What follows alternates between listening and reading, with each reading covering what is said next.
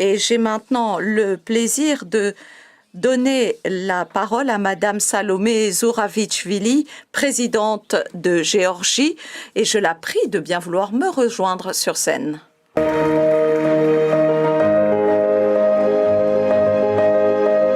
Thank you, Madame, for being with us. Merci d'être parmi nous, Madame.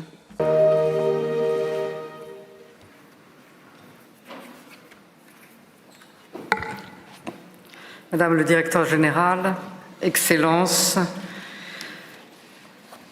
chers amis, 75 ans après la fondation de l'UNESCO, après tout ce qui a été fait pour nous rapprocher, pour préserver tout l'héritage de l'humanité, pour que dans un monde de paix, nous puissions nous dévouer à tout ce qui fait la richesse de l'humanité, nous sommes encore confrontés à des défis nouveaux et des défis de plus en plus puissants. Le patrimoine culturel, qui est ce que nous avons en commun tous, demeure l'objet d'agressions destinées à effacer l'histoire des uns, l'identité des autres et la culture de tous. L'accès à l'éducation, ce bien qui devrait être le plus partagé, reste un droit si inégalement réparti, un droit qui est encore aujourd'hui interdit à beaucoup de femmes, à beaucoup d'enfants. Les conflits que l'on voudrait effacer sont aujourd'hui dans différents endroits de notre planète en train de détruire non seulement les monuments, mais ils détruisent en même temps les cultures, détruisent l'histoire et détruisent bien sûr la solidarité. L'Afghanistan, la Syrie, pour ne citer que ceux qui nous sont aujourd'hui le plus actuels, sont des exemples douloureux d'une réalité qui ne cesse d'être présente. La Géorgie fait elle-même face à ces défis. En Abkhazie, territoire occupé par la Russie ainsi que l'Ossétie du Sud, les églises, cathédrales, monastères, près d'une trentaine du Moyen Âge, sont la proie de destruction, de défiguration qui visent à une seule chose, à effacer l'empreinte de la Géorgie dans ce territoire qui est le sien. L'accès à la langue, à l'éducation en géorgien est désormais interdit.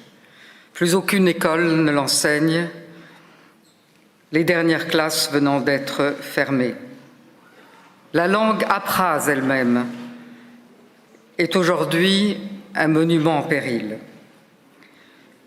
Et les droits de l'homme sont bien sûr là comme ailleurs, réprimés en même temps que les droits culturels.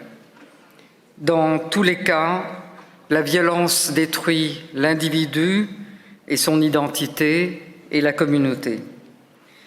Il importe que l'UNESCO réponde à ce défi des temps modernes avec des outils peut-être modernes aussi. Ainsi peut-on penser que la digitalisation pourrait permettre de conserver justement pour l'avenir ce que certains cherchent à détruire, conserver ces monuments que les agresseurs voudraient faire disparaître.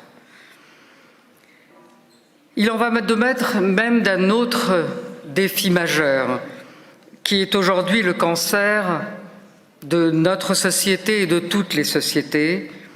C'est le langage de la haine qui s'attaque à l'éducation, qui s'attaque à l'intelligence et qui nous interdit de nous comprendre les uns les autres, qui nous divise, qui nous polarise.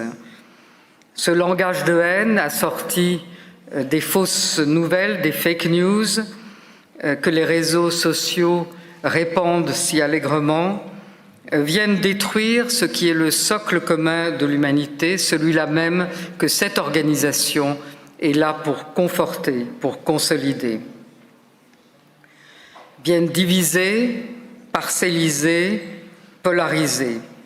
Le document que l'UNESCO vient d'adopter le 11 novembre pour faire face justement au déferlement du langage de la haine sur les réseaux sociaux est un premier pas et un pas important que nous devons de soutenir ici et partager partout chez nous. Nous devons nous unir pour triompher de ce langage de la haine et nous devons nous unir pour préserver les langues qui nous permettent de comprendre les uns les autres et qui sont elles-mêmes l'objet d'extinction.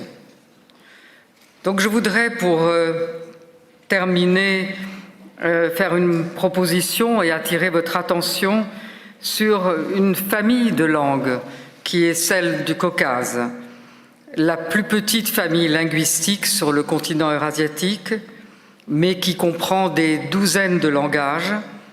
J'ai parlé de la langue apraze, mais ce n'en est qu'une, et qui a été connue, le Caucase, depuis les temps anciens, pour être, comme l'appelaient les Arabes, la montagne des langues. Et ces langages de la famille caucasienne sont tous, sauf la langue géorgienne, enregistrés sur la liste des langages du monde en péril. Et je voudrais m'adresser ici à vous et à cette organisation avec une initiative qui est d'appeler l'attention de la communauté internationale pour s'engager sur ce point et établir de façon à mieux nous mobiliser un jour international pour les langues du Caucase qui sont à sauver.